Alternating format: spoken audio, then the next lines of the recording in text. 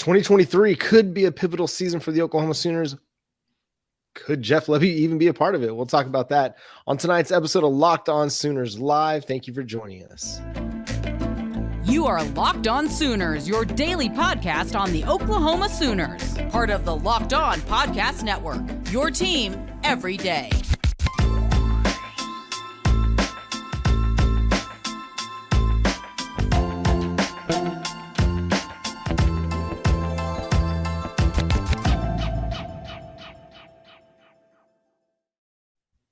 What's up, everybody? Welcome to Locked On Sooners Live on a Monday evening, every Monday night, 9 p.m. Central Time. Today's episode is brought to you by FanDuel. FanDuel is our new sports book here on the Locked On Podcast Network, and they've got you covered over there. Go to FanDuel.com/lockedon. Again, FanDuel.com/lockedon today to get started. My name is John Williams. You can follow me on Twitter at John9Williams. My buddy here is Josh Helmer. You can follow him on Twitter at JoshOnRef. You can also hear him Monday through Friday from 9 to noon on 94.7 The Ref in Norman. Josh, let's talk Jeff Lebby first, because the thing that seemed pretty crazy when it was first mentioned by ESPN's Pete Thamel a week ago, or less than a week ago, last Thursday or Friday or so, it's lingering. It's not going away.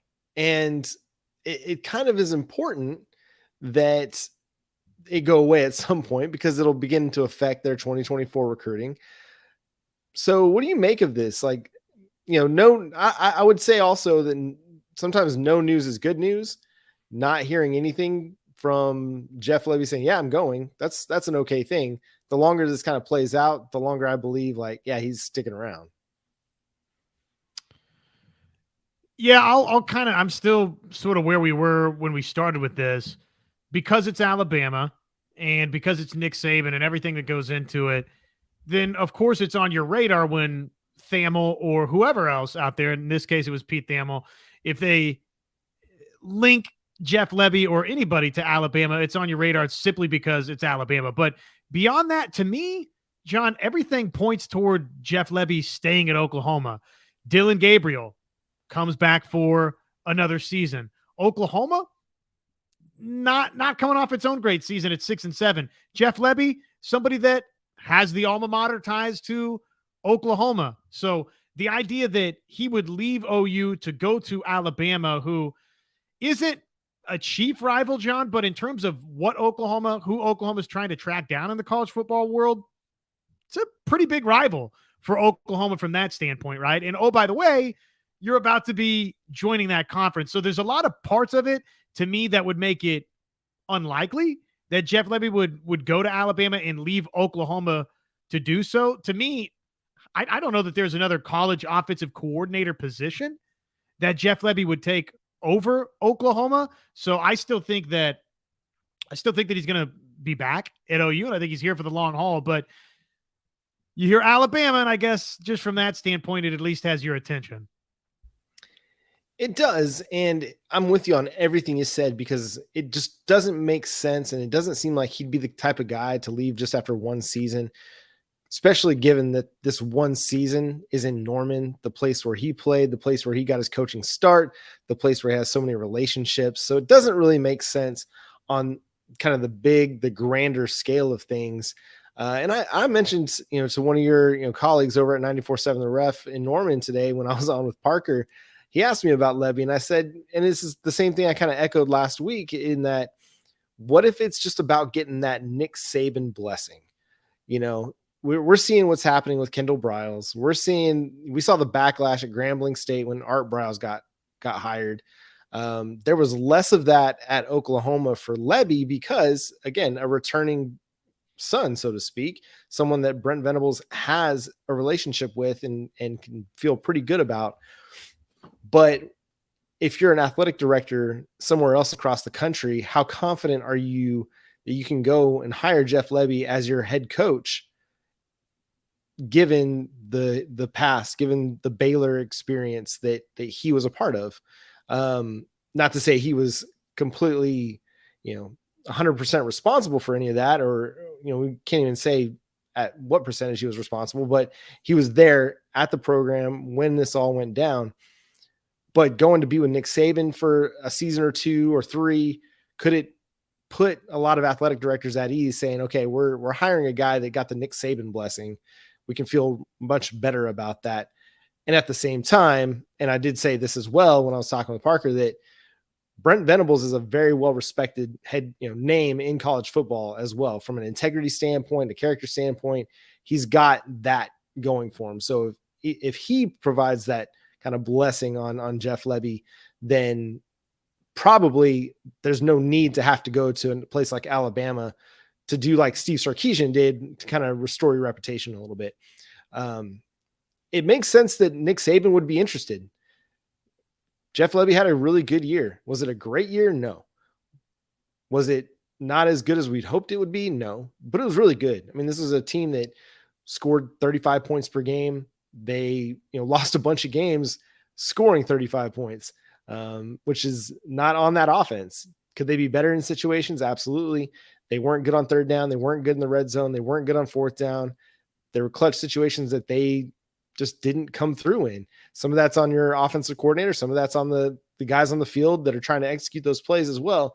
But all in all, big picture view, Jeff Lebby, I thought, had a really, really good year, especially given the fact that there's a lot of different moving parts, a lot of things that they were trying to kind of get going in Norman. And your best wide receiver, like Marvin Mims, I absolutely love Marvin Mims, but he's not that 0 to 15 yard down the field guy. He's a burner. He's a get down the field, win deep guy.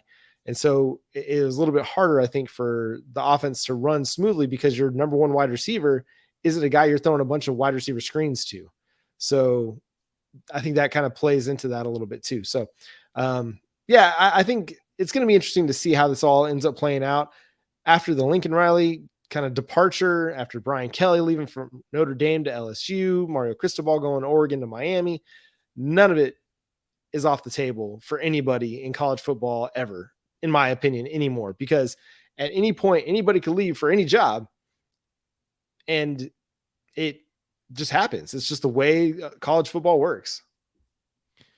Well, and I don't even know if necessarily some of that had entered Jeff Lebby's mind, but if you play that conspiracy theorist, if you want to call it playing a conspiracy theorist, or just trying to come up with the hypothetical for why Jeff Lebby would be interested in Alabama, or how Nick Saban could sell this thing to him, to leave a place that Jeff Lebby's obviously incredibly passionate about, with his history here, with it being his alma mater, with the fact that it, again, did not go well this last season. And every fiber in my being tells me Jeff Lebby doesn't want to leave Oklahoma as the offensive coordinator to go be the offensive coordinator somewhere else in college football after, again, really the team, yes, offensively, there were good moments. There were also some really, really bad moments offensively for Oklahoma. And just generally speaking, it was 6-7 for OU. So that part would seem curious to exit stage left. But if I'm Nick Saban and I'm Darth Vadering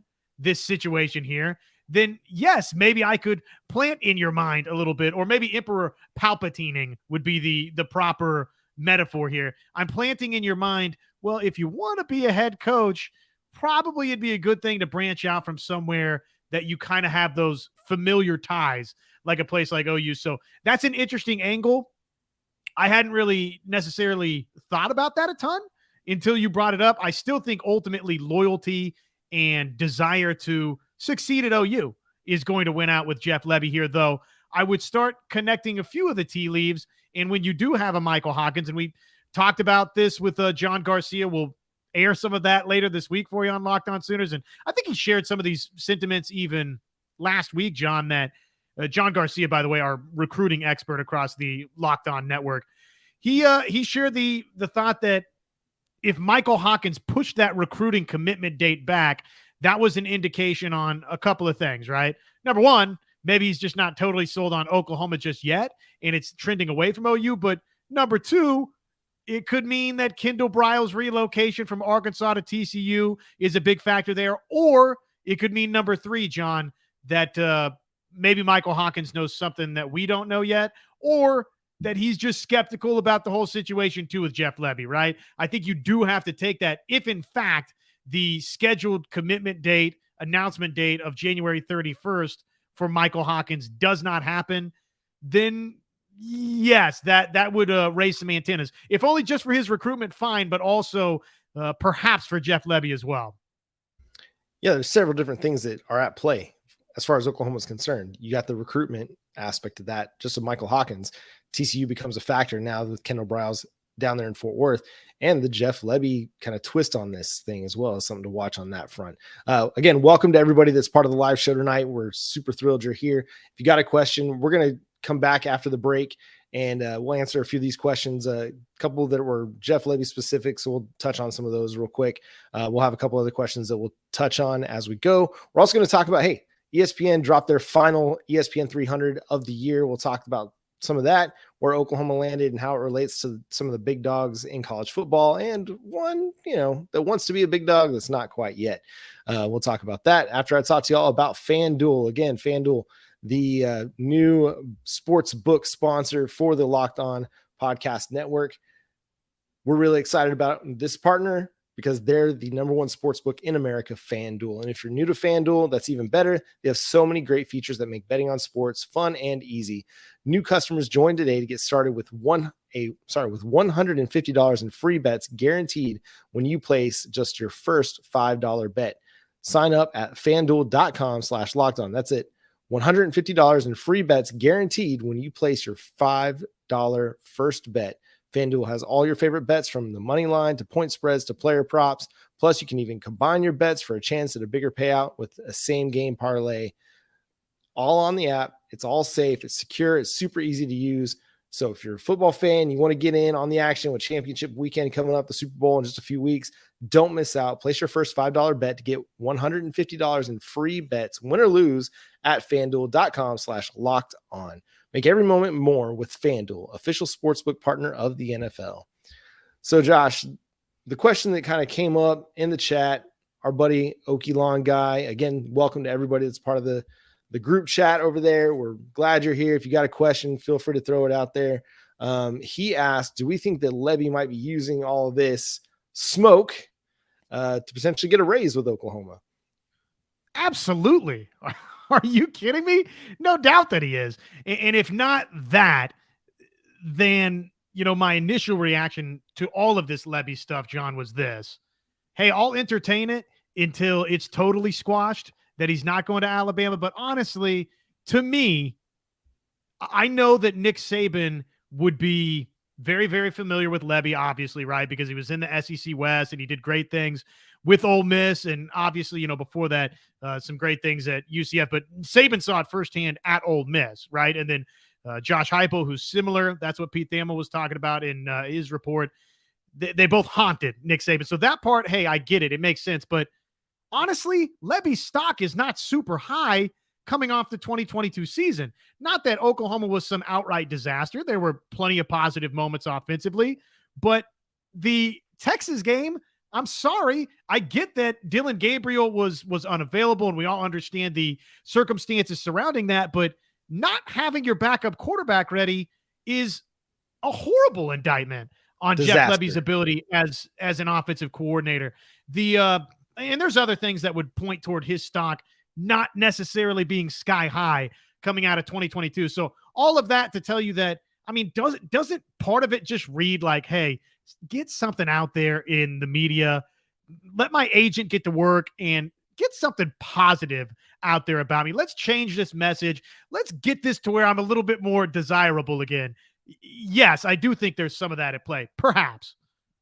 Yes, that whole thing that, for some reason, I remember this back when I was in high school or college, the girls didn't really come around until I started dating somebody. And then you started seeing more people interested and you're like, wait a minute. But you're happy, you're content, but it's just that one of the things, when you're locked in a relationship, in a contract, like Jeff Lebby is, maybe he's more desirable to Nick Saban now. After, again, he took an offense that, Dylan Gabriel was making his first play in Power 5 football, and there were ups and downs, but for the most part, it was a really good offense last year. So it'll be really interesting to see. I think Nate had a really good point on this. I don't know if he'd be as hated as Lincoln Riley, simply because he's only been here a year. You know what I mean? yeah, he's got connections and he's got relationships, but just being here a year, not that to me, that's not as big of an investment as your former head coach and the way Lincoln Riley left. Like in the shadow of the Bedlam defeat, he's already decided he's going to USC. You know what I mean? Like that whole situation is a whole, we can talk about that another day, but man, just the way that all went down, I don't think Lebby leaving for Alabama, it'd be unfortunate and it'd be bad, but I don't think like a lot of Sooners fans would see it the same way that we saw Lincoln Riley leaving for USC. No, it wouldn't be that, but I've got 2 words for you. Actually, I've got 4 words for you. Caleb Williams, Jackson Arnold. So that would be the common thread between the two, is if Lebby leaving cost you another 5-star quarterback. And if and when that happens, Oklahoma fans are not going to be happy. Whether you're Oklahoma blood or not, turning your back on the university after, again, not having a great year at Oklahoma, and then, oh, by the way, you gut the program and bring said quarterback with you, he would be strongly disliked, I think, by Oklahoma fans. Yes. Okay. That is the scenario that I did not consider, is if he took Jackson Arnold with him. What if it's, hey, he goes to Alabama and Michael Hawkins follows him to Alabama? Do we feel the same way? Or is it like, okay, we got Jackson Arnold, we're feeling pretty good about it? It's still kind of taking what most people consider to be a future Oklahoma commit out from underneath Oklahoma. If that were to transpire, we don't know. That's all speculation, hypotheticals, things like that. But Jimmy says, yeah, if he leaves Oklahoma, he will never be welcomed again. I mean, hey, sure. You don't get to go to Del Rancho. No more chicken fried steak sandwiches for you, Jeff Lebby, if you leave to go to Alabama. So any more thoughts on that? Because I feel like we've kind of covered it. Until they say something new, it's just going to be kind of this thing that just lingers out there in the air like a bad fart.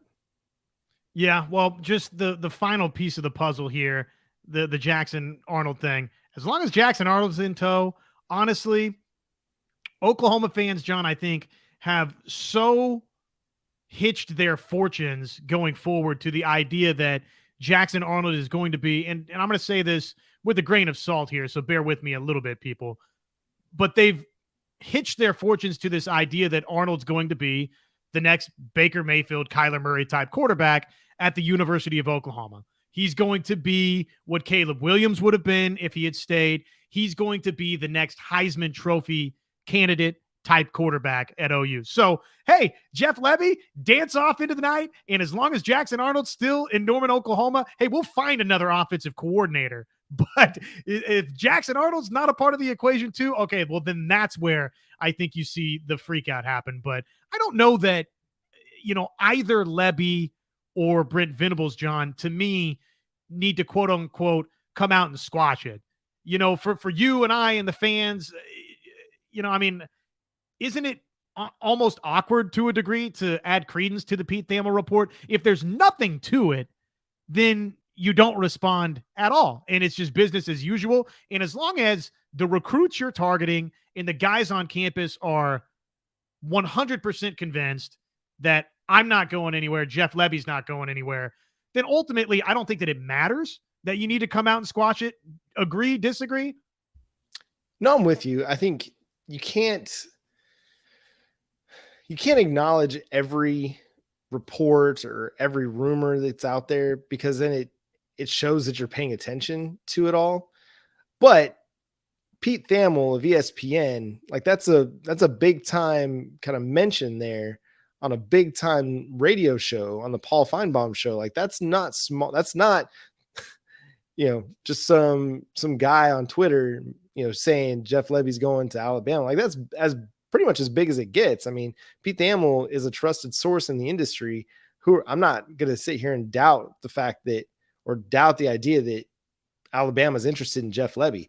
Does that mean that there's mutual interest? Not necessarily. Jeff Lebby may not be interested in Alabama. So if he's not, and he's telling parents, he's telling kids, he's telling recruits, he's telling his players, I'm not going anywhere, then by all means, that's good enough. I feel like if there was something to it, or if he hadn't said anything to his team yet, we'd probably start kind of catching some whispers of that on social media.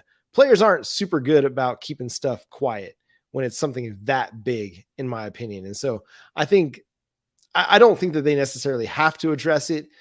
If it's legit, we'll find out soon. If it's not, Jeff Lebby will be, coaching the team during spring ball and spring game and all that. But I'm with you. Oklahoma's going to find a good offensive coordinator. It's a step up job for just about anybody in the country, outside of maybe 4 or 5 programs where it'd be more like a lateral move. It's a step up job. So there will be a lot of people very interested in coordinating the offense for Dylan Gabriel, for Jackson Arnold, for, this group of running backs, this offensive line. They'll be all right at offensive coordinator. Question that we want to address. Zoom Doof asked the question. I've been hearing that Oklahoma and Texas could move to the SEC in 2023. Do you guys know anything about that? Initially, that was kind of my idea, is that they would move as soon as they possibly could.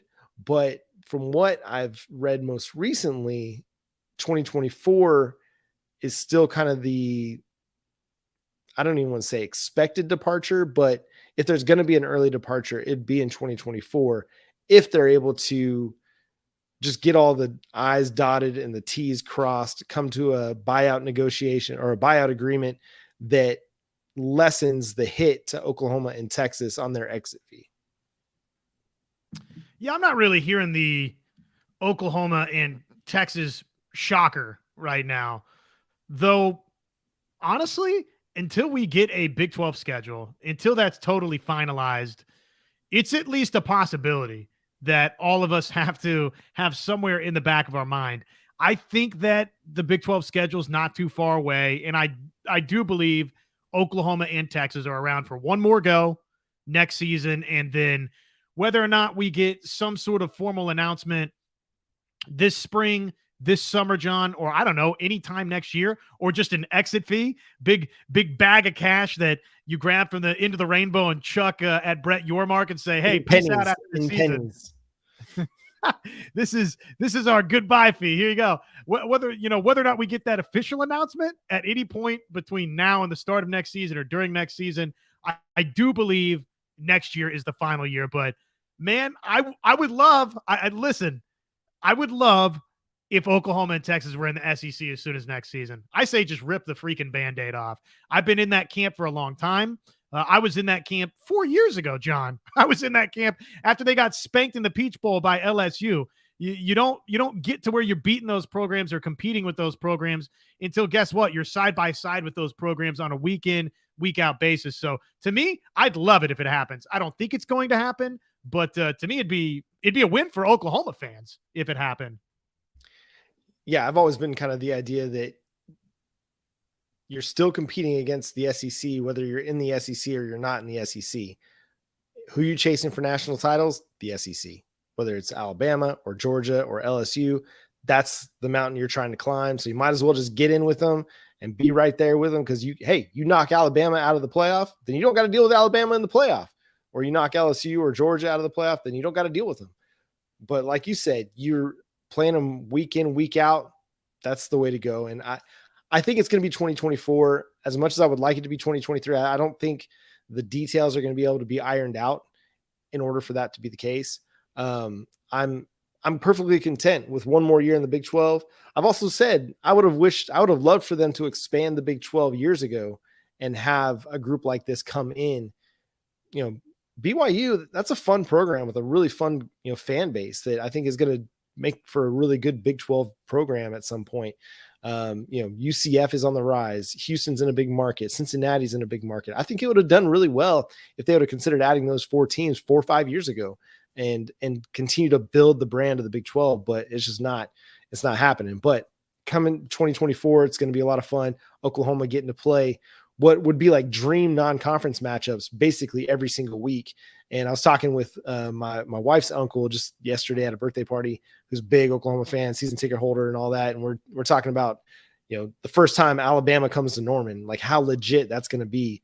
And, he talked about Crimson Tide fans being some of the nicest fans that they've experienced in the SEC, going to Tuscaloosa or having them in Norman. So yeah, just games like that, where it's a nationally noticed matchup.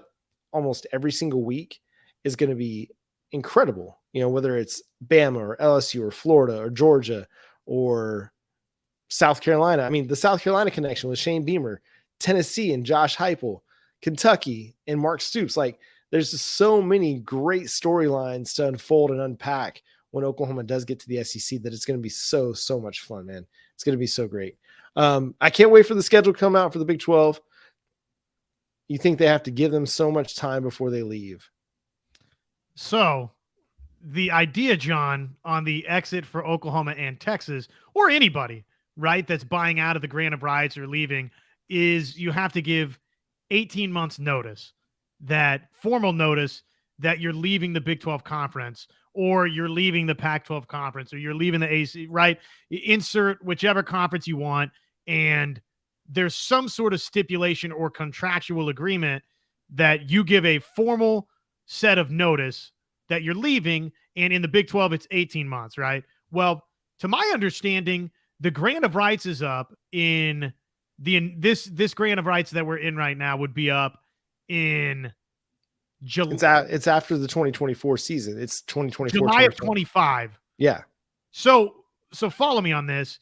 To my understanding, then we've crossed the 18-month threshold. So they have to give so much time before they leave. I don't know that it really matters anymore, John. It's from the land of, yes, there's contracts, and yes, they have to give 18 months notice, but they're in the middle of negotiations on a number of different levels, I'm sure, right now, on whether or not they're going to be here for 2024, if they can get the buyout, whittled down. There's been reports out there that Oklahoma and Texas are basically going to manufacture non-conference games against Big 12 teams in their future schedules to essentially appease the, Fox TVs of the world and the ESPNs of the world, to give them inventory back from a television standpoint that would serve as part of their exit fee. So there's so much negotiating going on right now, Jimmy, that yes, that is technically a part of the contract, but I don't think that applies here anymore. No, the Big 12 is not going to care about that if they get made whole, or if the networks get made whole financially. It's like your apartment complex. Like they don't care if you leave your rent early or leave your lease early. They just want you to pay what you're supposed to pay to leave early. That's all they care about. They don't need a formal, letter of resignation or letter of, I guess they do need a formal notice, but hey, here's my money. That's kind of the formal notice there. So that'll be fascinating to watch. And I think it's part of the reason why we're having such a delay in the Big 12 schedule release, in that there's only going to be so many OU games and so many Texas games to go around for the 2023 schedule. So I think that's why they're having to delay, because I'm sure there's a lot of behind the scenes negotiations happening amongst the remaining, new Big 12 schools, and probably a lot of the remaining 8, the schools that are a part of the conference now, getting left behind by Oklahoma and Texas. They probably want their piece. They want their piece of Oklahoma and Texas before they go, and they don't want to allow BYU, Cincinnati, Houston, UCF to get a chance at that. So turning the page, 247 Sports saying that 2023 is a pivotal season for the Oklahoma Sooners. This is Brad Crawford over at 247 Sports, basically saying, just coming off of a 6-7 season in which the defense wasn't good, this year is going to be huge for them and for several other programs. They listed Ohio State and Texas A&M, Miami among those as well. Florida. Thank you. What do you make of that, Josh? Because obviously, yes, you want it to be a better season than what you had, but I'm not sure if it's going to be one of those seasons that's going to put Brent Venables on the hot seat if they're not contending for the Big 12 title, or if, they only get to 7 or 8 wins this year. You know what I mean? I think Joe C is going to be patient, and maybe there will be some rumblings of a hot seat, but I don't think that's going to be the case if things don't drastically improve in 2023. If there's improvement, they'll be fine, even if it's only a 7-6 season, 8-5 season.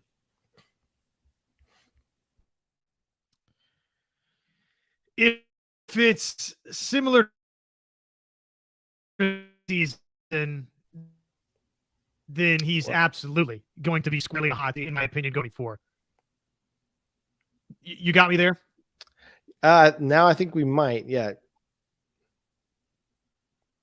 Am I bouncing around a little bit? A little bit, but I think you're back.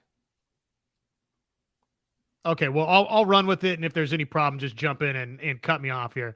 Yep. So I think if it's similar to this season, then absolutely Brent Venables is on the hot seat going into 2024.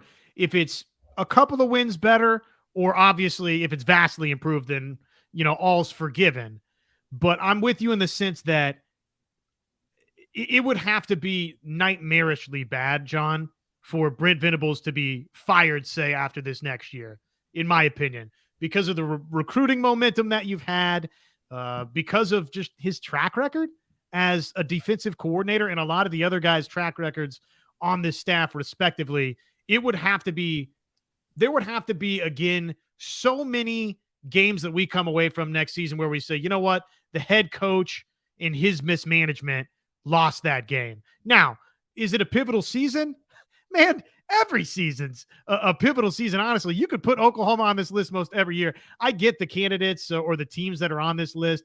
Miami, we know Oklahoma, A&M, Florida, Ohio State. Ohio State's the interesting one because, look, they went to the college football playoff. There's a lot of things going right for Ohio State. It's just all of a sudden they've run into this Michigan problem. And, even with that being said, Ohio State's a kick away from they're one made kick away from going to the national championship. And after how the national championship played out, does anybody think that TCU was beating that Ohio State team in the national championship game? I certainly don't. So I don't know. Ohio State's sort of the odd duckling here of these teams for me. Oklahoma, it's huge in just the don't let one off the radar bad season turn into a couple of seasons like that. So from that standpoint, not dropping into the program to where you start turning into a little bit of a laughingstock, and especially with that being the case, going to the SEC, I understand why it would be a pivotal season. I guess this is a very long-winded way to say 2024 for me is the season to where if I don't see Oklahoma win 9 games, win 10 games, even if that's in the SEC, which I think it will be, then that to me is officially going to be alarming. I'm not going to feel that way about 2023. I'm going to preach and practice a little patience next season as best I can. But by 2024, patience is gone. Yeah, I've been of the mind that 2024 was going to be the season that we really started to see Brent Venables' defense start to take hold. But with what they've done in the transfer portal, the additions of Deshaun McCullough, Ronald Bothroyd, Reggie Pearson, Davin Sears to a lesser extent, from what they've done, I'm like, why not now? Like, why not be really good now? And, some of these 2023 signees could be impact players for this defense. PJ Adebari, like that's a guy, just given his size and athletic ability, he's somebody that could have an R. Mason Thomas type impact where you just run him out there, let him get his feet wet, pass rush situations. Don't put too much on his plate. Just say, hey, go get the quarterback. You do that and give him 10 snaps a game or something like that. He could be an impact player for you. But so, yeah, I've kind of been of the mind that I had not high expectations and not necessarily low expectations for 2024, but just kind of like, okay, I'm not expecting this thing to turn completely around until 2024. But with what they've done in the transfer portal, I'm kind of the mind like they need to be 8-5 or better this season. And the defense needs, and really it's the defense needs to show improvement. The offense could take a step back, given that Marvin Mims is gone, given that you are having some turnover on the offensive line. It could be a bit of a transition year there. I don't think that they will. I think the offense will still be really good, but I think the defense will improve. How much it improves, that's going to be the question, because it's still a matter of you've got a lot of young guys that are going to be stepping into positions where they're going to be playing a lot. Jaren Kanak, hopefully a guy like Gentry Williams or Jaden Rowe are going to be manning one of those cornerback spots on the outside. You might see some Peyton Bowen early as part of the safety rotation. The defensive line, you're going to need guys like Grayson Halton to step into a significant role. Jaren Kanak, we got tastes of him during the season. Next year, he's going to have to be a big time contributor. Same with guys like Kobe McKenzie, Kip Lewis that didn't play much. You need to have them become integral parts of this defense. But I'm still a big believing like the talent that they added in McCullough, in Bothroyd, I think those guys are game-changing talents. They're instant impact players. And a guy like Reggie Pearson, just the edge that he plays with and his kind of ferocity and intensity in which he tackles with, I think that will bring a different dynamic to the defense that they didn't have this year. Good players, sure, but guys that just kind of like you had to kind of be afraid of because they're going to bring the lumber every time that they hit you. I don't think Oklahoma really had any of those guys, not the enforcer types, but I think Reggie Pearson brings that dynamic and potentially could kind of inspire that edge, inspire that ferocity in a guy like Danny Stutzman, in a guy like Billy Bowman, in a guy like Jaron Kanik. Like, a lot of guys play really fast. They play really hard, but do they have that next level ferocity that you have to play with in order to be a really good defense? Yeah, I'm just so curious. BMG Baby's comment right here. A lot of new people to integrate into the system again in 2023. Yes. Now, that's college football, and the great programs, John, are going to be able to do this year in and year out and year in and year out. Now, the hope, of course, and this is no brainer, obviously, you get the foundation laid and it's easier to do this every season, right? But that part's a little scary going into 2023. And let's hope that Brent Venables and his staff has just hit collective home runs across the transfer portal. We were hopeful that was the case a year ago, and ultimately, largely, it was not the case for Oklahoma. So hopefully this time around, Oklahoma's done better. I do think the most important thing for OU this season, I look at, and I like this comment from Nate. Don't worry, boys. 10-plus wins coming this season. Boomer. I think it's doable. I've been saying that I think it's doable because of the Big 12 that Oklahoma's playing in and the personnel and everything that everybody else loses. The landscape, it's there. It's ripe for the picking. Oklahoma can go from 6-7 to Big 12 champion next season.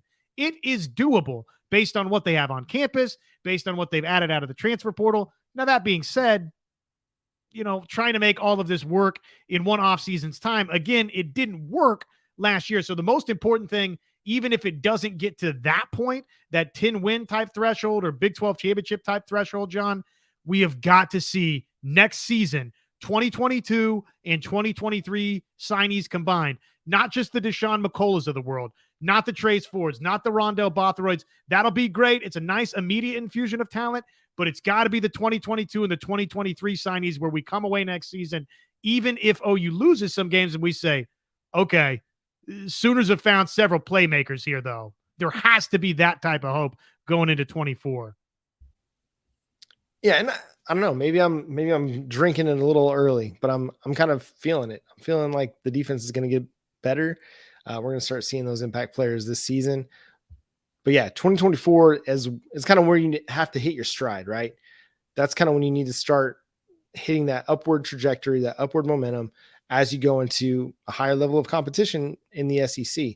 So it's going to be fascinating to watch. I'm really excited to see that initial kind of two deep from the spring, because how the 2023 or 2022 guys kind of stack up in addition to all the transfer infusion.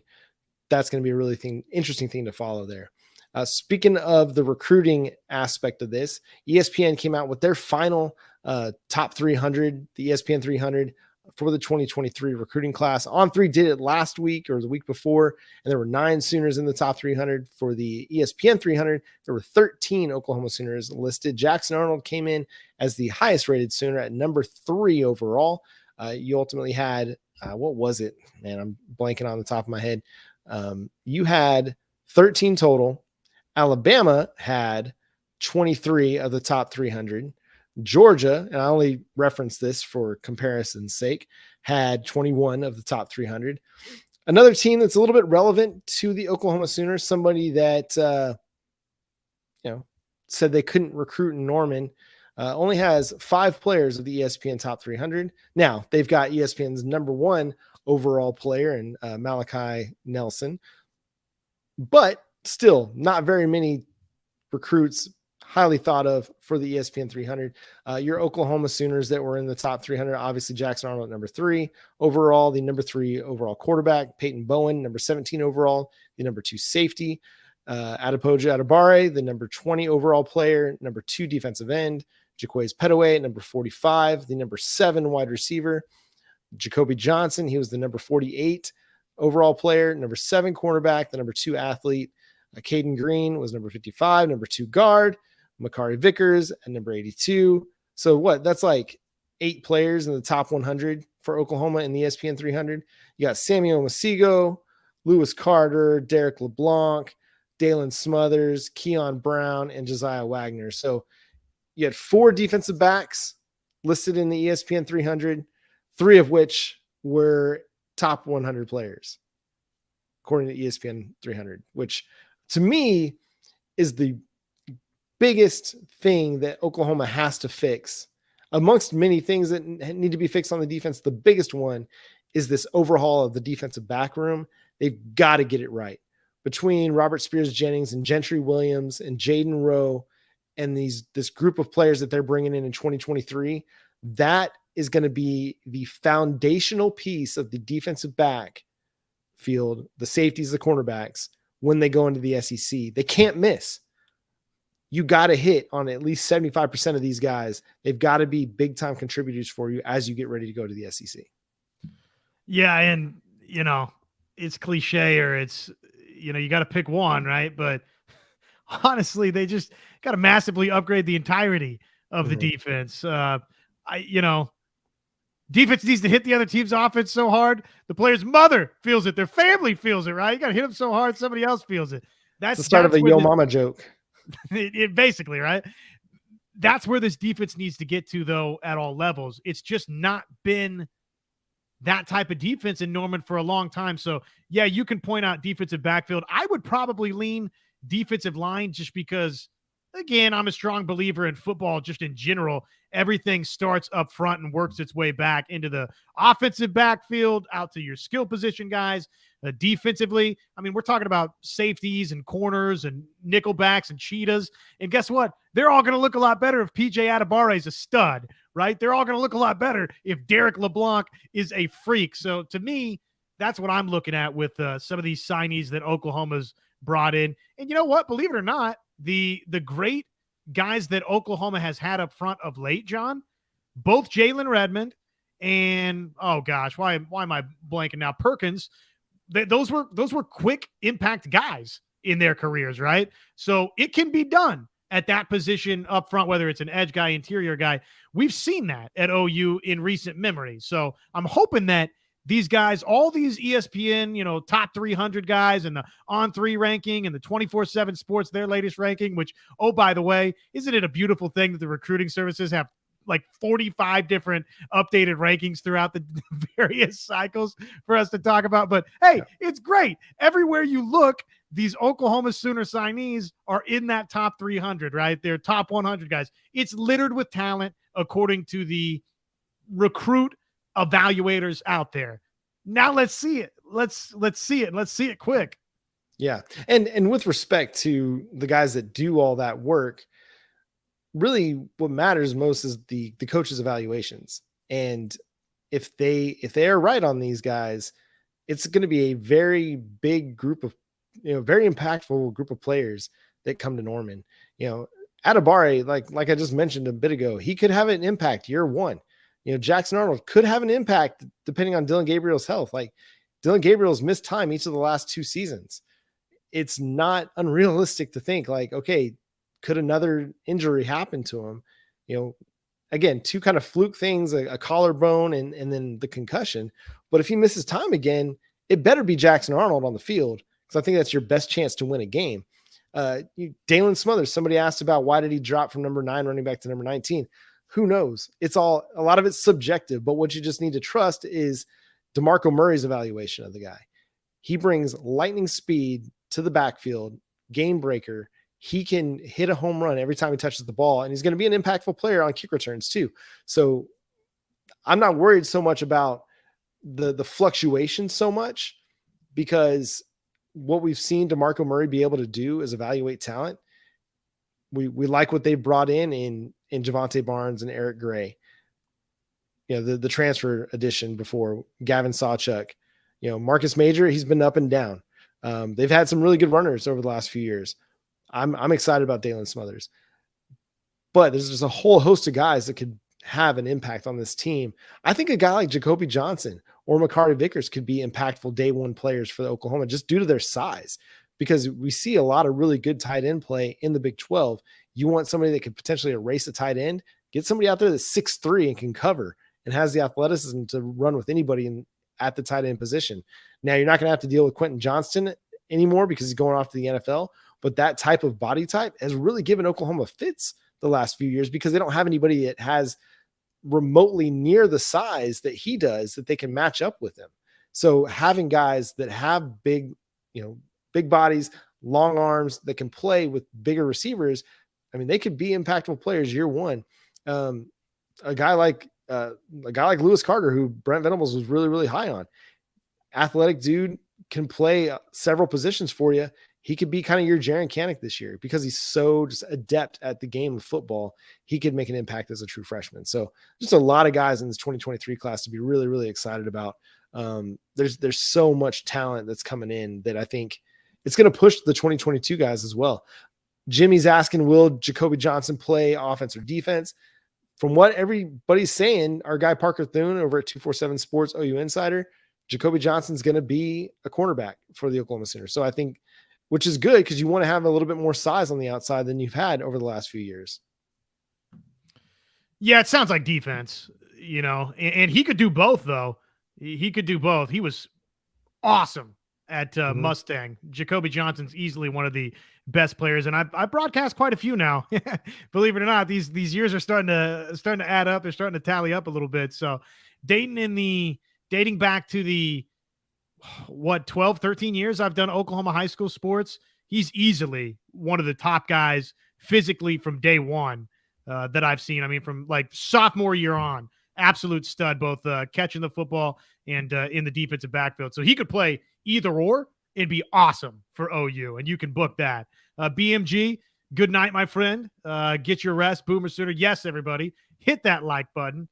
Hit that subscription bell and let's roll. We got to start thinking, John, about what are some of these big spring storylines, because obviously we've got a spring football date set on April 22nd. And believe it or not, I know that now we're full swing into what this 2024 cycle of recruiting looks like for OU. I mean, you basically ink up the 2023 class on not early signing day, the early signing period. And now it's time to turn our attention to 2024. And with that, it means it's time to start thinking about, okay, in terms of these early enrollees, who is it most important for? Beyond that, what are the big storylines of the spring? And I think, probably maybe next week, that's what we start hitting on a little bit, barring some unforeseen news breaking between now and then, which probably that will be the case because the news machine always works that way. It always does work that way. It's not going to be long before spring ball does get started. Any more questions that y'all want us to touch on before we get out of here? Because it's getting late for everybody, but we always appreciate y'all stopping by and being a part of the live show. We're here every Monday night at 9 p.m. Central Time doing a prolonged episode of Locked On Sooners just because we enjoy just interacting with y'all so much. It's going to be a lot of fun. I'm really liking what I'm seeing so far in the 2024 offers, guys that are being connected to the Sooners. Just a lot of speed, a lot of athleticism. And I think that's the biggest difference between, Alex Grinch wanted speed D, right? That was kind of the idea. But from what was left over of the Alex Grinch defense, I don't think there was a ton of speed there. But Brent Venables is really going to be trying to harness speed to get guys playing fast. And there's several guys that just play really, really fast. I'm excited about. But I do think that there are going to be a lot of hidden gems in this 2023 cycle that, we've talked about. Other people have talked about as well, but there aren't kind of national stories being written about guys like Ashton Sanders or Taylor Wayne or our guy Josh Bates. So I think for a guy like Josh Bates, if he can get his hand healthy, I do think that he's somebody that could have a big spring for the Sooners just because Andrew Rain's also been dealing with injuries himself. Joshua Bates could potentially become your backup center this year. And so every rep that he gets could be very, very important for him moving forward. Couple of final interesting questions. One important, one not as important. Where can we find the players' testing numbers at? A lot of times, some of that stuff is just in the actual signing releases that Oklahoma puts out. Sometimes it's just flat out not out there, unless you're talking to folks that have been around the recruiting circuit and obviously are like either in the know or flat out we're just there when somebody ran a 40, right? So sometimes and sometimes we don't know until guys get on campus, unless the player and you kind of take what the player puts out there on Huddle or wherever with a little bit of a grain of salt. It's a little bit more official when, say, the University of Oklahoma, again, in a signing day release, would put something like that out. So I would say Sooner Sports is a place where you can probably find some of the numbers you're looking for. And then let's see. Hold on, one thought on that. I know Brendan Drum over at OU Insider in the VIP lounge. If you're not a member over there, you haven't subscribed to the OU Insider kind of premium subscription. That's where they're listing some of the 40 times that I think they might be asking about. So like Jaron Kanik ran a 4.40, which is ridiculous. So if you can get that guy on the field, that's going to be a game-changing speed for your defense. That's where I've seen him, is over in the OU Insider VIP lounge. So I lied. Okay, one more serious one, because this flew in from Jimmy. Will Emmett Jones, the new wide receivers coach, be an improvement? I think from a mentality standpoint, I mean, LD Washington's just so young in the game. I think the thing that Cale Gundy did really, really well was just the preparation aspect. He wasn't going to be a fine-tune, technique guy, technical skill guy. I do think LD Washington brought some of that to the table, but he's so young as a coach that you lost something just in the experience in the shift from Gundy to Washington. I do think Emmett Jones is going to be a great addition to the staff as a wide receivers coach. He just brings a different energy, a different intensity. And I've been really, really high on the idea that Jalil Farouk is going to have a huge season for the Sooners. And Emmett Jones and Jalil Farouk together, I feel like that's just going to be a match made in heaven, because these two guys both, I feel like, play with intensity or have intensity about them. Like the way Jalil Farouk runs the ball when he has the ball in his hands, like he's not avoiding contact. He's looking to run through people. Emmett Jones, he posted on social media the other day, he's like, I'm looking for wide receivers that are dogs. Like I want grit, determination, toughness. And I think that's why Jalil Farouk's going to really thrive under him. So that's kind of where I'm at on that.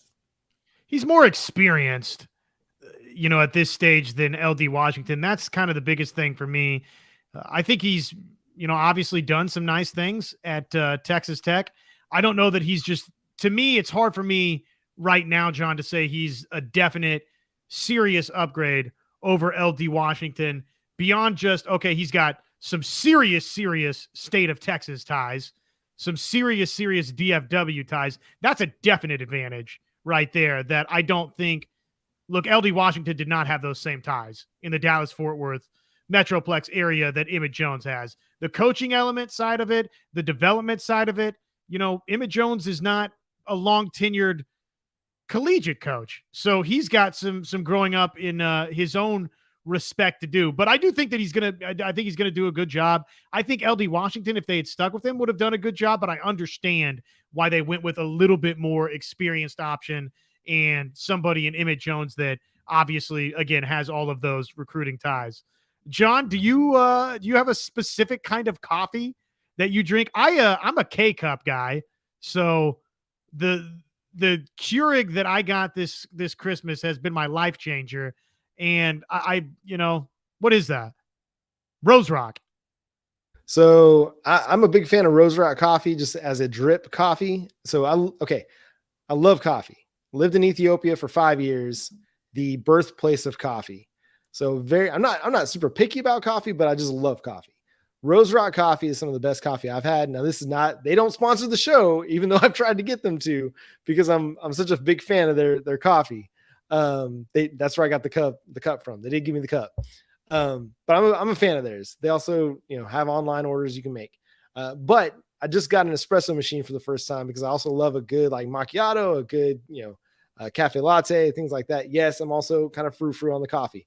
But I got Starbucks Pike Place right now, we just started making the lattes at home.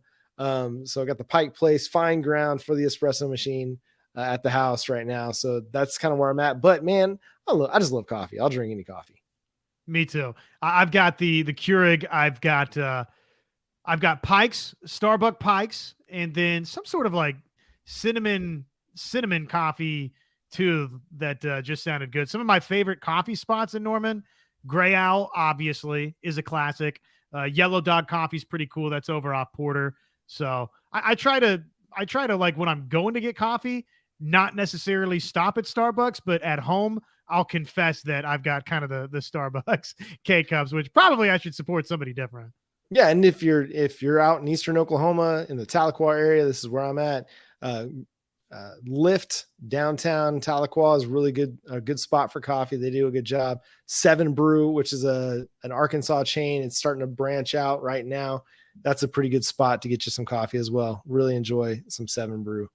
And might I say, we are not above, by the way, any sort of local partnership with any sort of coffee shops or coffee distributors out there. I love coffee. This will be the greatest partnership that you can have every night drinking coffee on this show. So every night we're here at 9:00 having a cup of coffee. So yes, send us some of your coffee. We'd love to try it. And if you want to partner with the show, we'd love to sell it. Do we have apparel? No, we don't have apparel. That's something I've asked about. We've talked about potentially making some stuff up to give it away. But yeah, we do not have any apparel with Locked On, but we appreciate you guys being here and we're glad that you are interested in that sort of thing and just support the show in the way that you do just by being here. And so just know that we're really thankful for that. We're just thankful for all the time that you spend, listening to Locked On Sooners and other Locked On shows. If you don't know, we've got a network of hundreds of shows from every professional sports team. We cover 50 to 70 college teams at this point. It's just a constantly growing network with great analysts and hosts across the network. So if you're got a professional team that you love, you can find it covered by a Locked On host here on the network. Were there any other questions that we missed that we needed to touch on really quick? I don't think. I don't know. So can I just say on the apparel stuff, I would love to make apparel and put stuff out for everybody to buy and to wear and promote the show. But I do subscribe a little bit to the old school Howard Stern theory, which is generally speaking, and I think what John was saying this, but I'll just back him up and double down on it. We love you guys supporting the show, clicking the like button, subscribing, sharing with your friends. We don't need you to buy mugs. We don't need you to buy hats for the show. We don't need you to buy t-shirts or hoodies for the show. We're not trying to sell t-shirts here. We just want you to hang out with the show, be a part of the community. So that's way more important to us than trying to sell you t-shirts or this or that. So just know that. Yeah. But feel free to send those suggestions on to our network if you'd like, Locked On Network. Anyway, any basketball discussion next stream, we're going to have to. The women's team is going to make us discuss basketball more and more because they're just playing on fire right now. We're going to enjoy that as well. So everybody, thank you again so much for stopping by the live stream. Again, every Monday night, 9 p.m. Central Time. We love having you here. Make sure you're part of it. Make sure you are a part of the show wherever you get your podcasts, whether it's on the audio side. We're available on every podcast streaming platform or here on YouTube. You can subscribe to the show as well. And then Eddie, you can't really give to the channel. You give to the channel by being here. You give to the channel by telling your friends about it. You give to the channel by, tuning in every time. So thank you for just the thought, man, that means a lot that you'd even consider that. That's crazy. So again, thank you guys so much for just being a part of the show. We love you. We love doing this every day for you and being a part of just the Oklahoma Sooners community. It's just a great, great place to talk sports, talk football, softball, basketball, all of it. And we're going to continue doing that all off season. But until next time, he's Josh Helmer. I'm John Williams. Again, we're going to have our discussion with John Garcia coming for you for our Tuesday night episode. Podcast side will drop on Monday. Make sure you're tuned in for that. We'll catch you then. Boomer Sooner.